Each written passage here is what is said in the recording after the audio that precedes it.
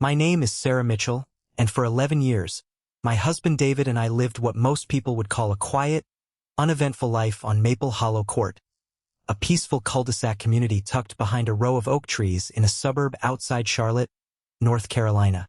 We bought our house when I was 29, pregnant with our first daughter, and David had just gotten a promotion at the engineering firm where he still works today. It was supposed to be our forever home. White picket fence, wraparound porch, a small koi pond David built himself over one long, sweaty summer, and behind the house, running along the side of our property, a narrow gravel pathway that connected our backyard to the small wooded creek that bordered the neighborhood. That pathway wasn't just landscaping. It was ours, deeded to us, surveyed, recorded, and stamped into the property lines the day we closed on the house. My father-in-law used to walk that path every morning before his heart gave out, coffee in hand, watching the mist rise off the creek. After he passed, David planted a small dogwood tree at the start of the path in his memory. That path meant something to us that no HOA newsletter or community bylaw could ever put a price on. I tell you all this because you need to understand what was at stake before I tell you what they did to us, and how far I was willing to go to protect it. Because by the end of this story, I wasn't just defending a strip of gravel and dirt. I was defending the last thing I had left of my husband's father, and the peace we had built in a neighborhood that, over time, revealed itself to be far less peaceful than it appeared. It started, as most nightmares do, with something small. An email. Subject line, Community Pathway Improvement Initiative.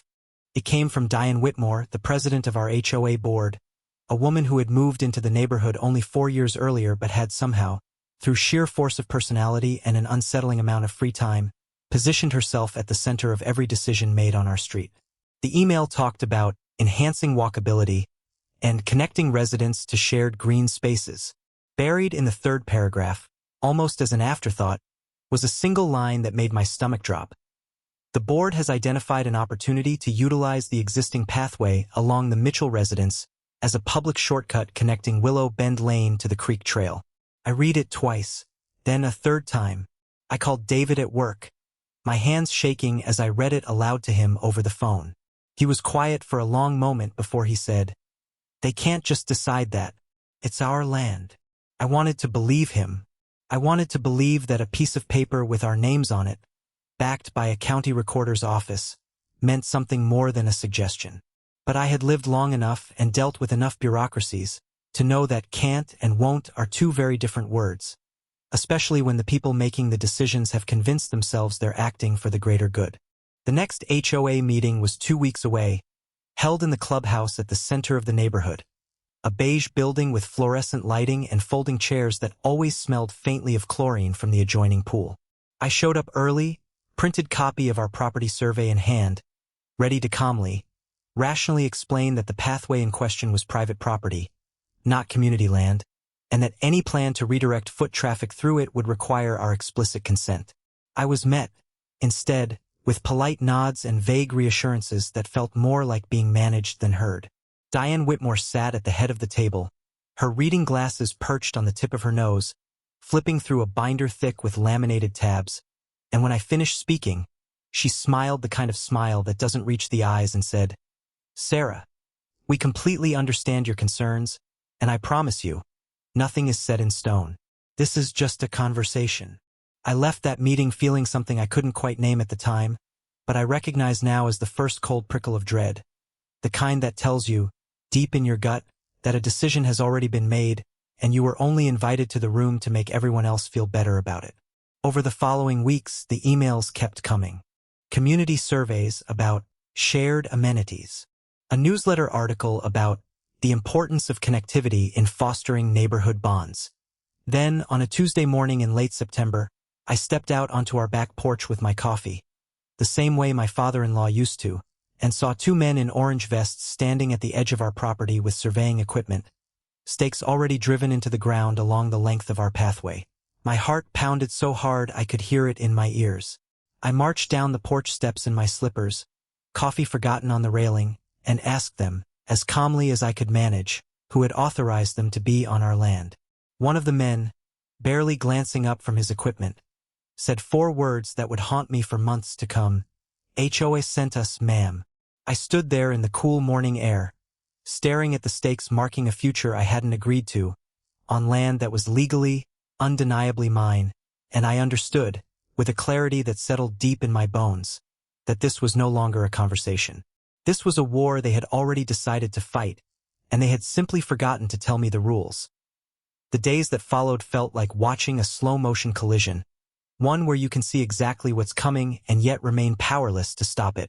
I called the county planning office that same afternoon, spent 45 minutes on hold listening to elevator music, and finally reached a clerk named Patricia who confirmed, in a tired but patient voice, that our deed clearly listed the pathway as private property, and that no easement existed granting the HOA or any third party the right to alter or redirect it without our written consent. I felt a surge of relief so strong I nearly cried right there in my kitchen. I printed the deed, highlighted the relevant clause in fluorescent yellow, and drove it straight to the HOA management office, half expecting Diane Whitmore to apologize, to admit there had been some kind of misunderstanding, some clerical error that could be quietly corrected. Instead, I was met by her assistant, a soft-spoken young man named Kyle who wouldn't meet my eyes, who told me Diane was in a meeting and would follow up soon.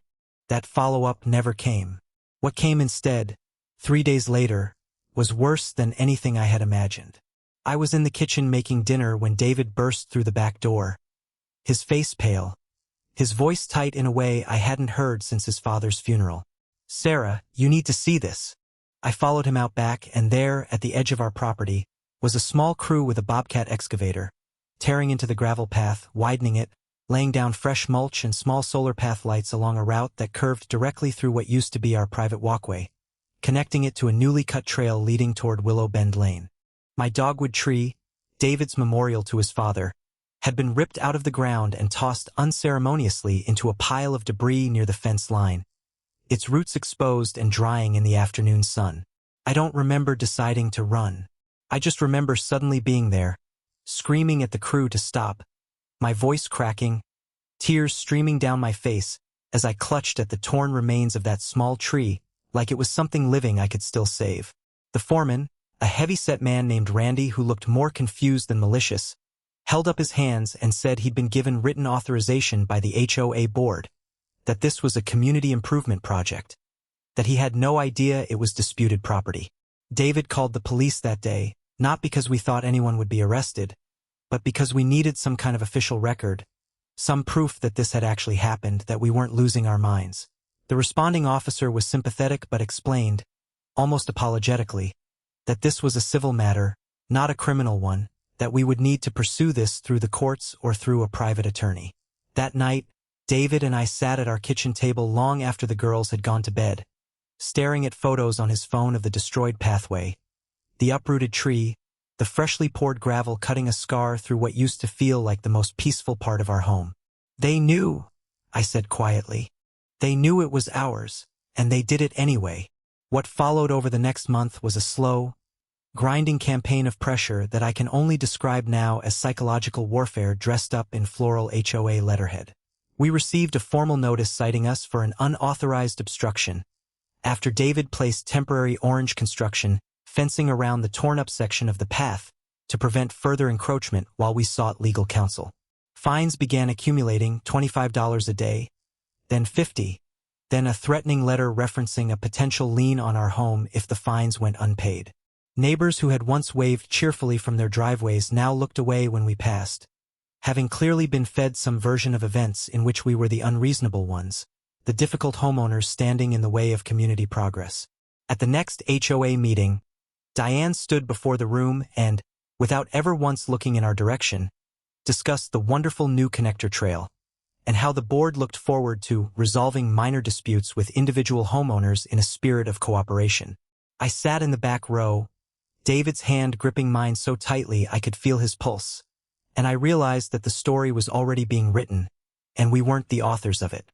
We were being cast quietly and deliberately as the villains in our own neighborhood, and if we didn't find a way to fight back, to reclaim the narrative and the land that was legally ours, we were going to lose not just a pathway, but the home, the peace, and the memory we had spent 11 years building. That night, after the meeting, I sat down at my laptop, opened a blank document, and began typing everything, every email, every date, every name, every broken promise, because somewhere in the exhaustion and the grief, a different feeling had begun to take root inside me. Not despair. Something colder and far more useful. Resolved that I want to tell you that the turning point came from some dramatic courtroom moment, but the truth is quieter than that, and honestly, far more satisfying once you understand how it unfolded. It started with a spreadsheet.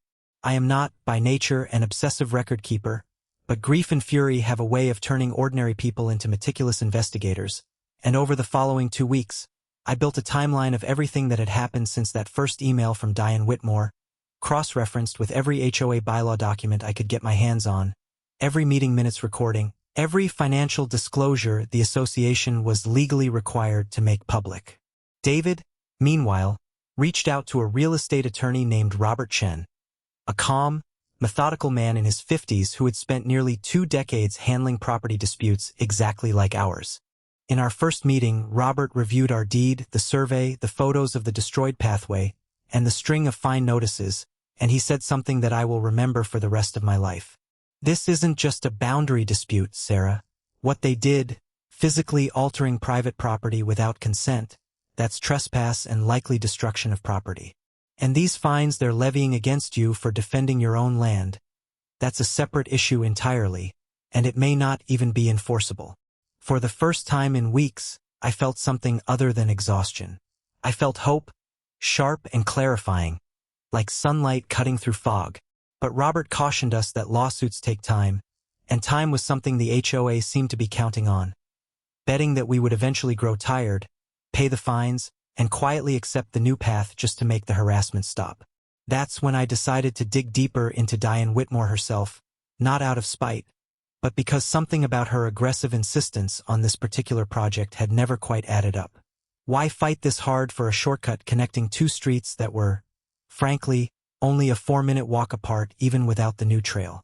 I started attending every HOA meeting, recording audio where legally permitted, filing public records requests for the association's financial statements. What I found, buried in a line item labeled Community Enhancement Fund, was a payment of $18,000 to a landscaping company for the Pathway project, a company that, after a bit of searching, turned out to be owned by Diane Whitmore's brother-in-law. Suddenly, the aggressive push for this project made a great deal more sense. This wasn't about connectivity or community spirit.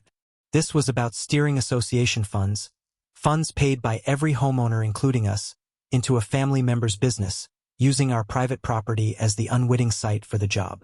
I brought this to Robert, who confirmed that even if the pathway dispute itself took months to resolve in court, this financial conflict of interest was a serious violation of the HOA's own governing documents and quite possibly state nonprofit association law, since most HOAs are structured as nonprofit corporations with strict rules about board members financially benefiting from association contracts. We requested a special meeting, as was our right under the bylaws, and this time I didn't sit quietly in the back row. I stood at the front of that beige, chlorine-scented clubhouse, my hands trembling but my voice steady, and I laid it all out. The deed, the photos, the fines, and finally the financial records showing exactly where that $18,000 had gone. You could have heard a pin drop in that room. I watched Diane's face shift from practiced composure to something rawer, angrier, as murmurs rippled through the crowd of neighbors who, just weeks earlier, had avoided our eyes in their driveways. One by one, people who had been quietly resentful of Diane's controlling grip on the board for years began speaking up, sharing their own frustrations about unexplained special assessments, about landscaping contracts that always seemed to go to the same handful of companies. It turned out we weren't the only family Diane had steamrolled. We were just the first ones with the evidence and the resolve to say so out loud. Robert filed our complaint the following week, citing trespass, property destruction, and breach of fiduciary duty against the board, alongside a formal ethics complaint through the state's nonprofit corporation division regarding the conflict of interest. The fines against us were suspended pending resolution, a small but meaningful victory that felt, after everything, like finally exhaling after weeks of holding my breath. But I knew even then that the fight wasn't over. A wounded, cornered board president is often more dangerous than a confident one, And Diane Whitmore was not the type of woman to go down without one final, desperate move. The final HOA meeting that mattered took place on a cold, overcast morning in late November, almost exactly 2 months after those surveyors first drove stakes into our backyard. Word had spread through the neighborhood by then, not just about our dispute, but about the financial irregularities, and the clubhouse that had once felt sparsely, apathetically attended was now packed wall to wall with homeowners I barely recognized. People from the far end of Willow Bend Lane who had never once spoken to us before, but who showed up that day holding printed copies of association bylaws and years of unanswered questions about where their dues had actually gone. Diane Whitmore sat at the head of the table, flanked by 2 board members who looked increasingly uncomfortable as an independent attorney, hired jointly by a coalition of concerned homeowners, walked the room through the findings of a preliminary audit triggered by our ethics complaint. The numbers were damning. Beyond the $18,000 tied to her brother-in-law's landscaping company, there were 3 other contracts, totaling nearly $40,000 over 2 years, funneled to companies with connections to Diane's extended family, all approved without competitive bidding, all buried in vague line items designed to avoid scrutiny. When homeowners demanded her resignation on the spot, Diane's composure finally cracked entirely. She stood, gathered her binder with shaking hands, and delivered a rambling, defensive speech about sacrifice and community service that was met with stony silence from a room that had clearly, collectively, stopped believing her. She resigned from the board 2 days later, though not before one final attempt to save face, an email to the community claiming she was stepping down for personal reasons unrelated to recent allegations. A claim almost nobody in that neighborhood took seriously anymore. As for our pathway, Robert negotiated a settlement with the newly reconstituted board, now led by a genuinely reasonable retired schoolteacher named Margaret Alvarez, who, in our very first meeting with her, apologized sincerely and personally for what our family had endured.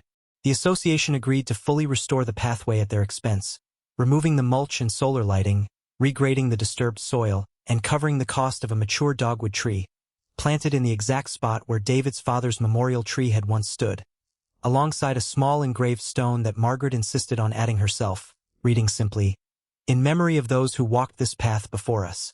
I won't pretend that stone healed everything. There is still, sometimes, a tightness in my chest when I walk past that spot and remember the sound of the excavator, the sight of those torn roots in the afternoon sun. But something else grew alongside that grief, something I didn't expect. A kind of quiet, hard-won strength and a closer relationship with our actual neighbors, the ones who rallied around us once they saw the truth, who now stop by more often than they ever did before, who wave not out of politeness but out of something that finally feels like genuine community. David and I did install a gate at the entrance to the pathway eventually, not out of anger, but out of a need to reclaim, physically and symbolically, the boundary that had been violated. It's a simple wooden gate, waist-high, with a small brass latch, nothing dramatic, nothing designed to keep anyone out who genuinely belonged there. But it stands as a quiet, permanent reminder to us, and to any future board that might someday forget, that this land is ours, deeded, surveyed, and defended, and that some boundaries, once crossed, deserve to be drawn again, clearly, permanently, and with the full weight of the law behind them. If you've made it this far, I want to ask you something. Have you ever dealt with an HOA overstepping its authority, whether over a pathway, a fence, a paint color, or something far more personal? I'd genuinely love to hear your story in the comments below, because if this experience taught me anything, it's that silence is exactly what allows these situations to escalate, and that the moment homeowners start comparing notes, start asking questions, start demanding transparency, the entire dynamic shifts. We got our pathway back. We got our peace back. But more than that, we got proof that standing your ground, calmly, methodically, and with the truth on your side, is sometimes the most powerful thing you can do.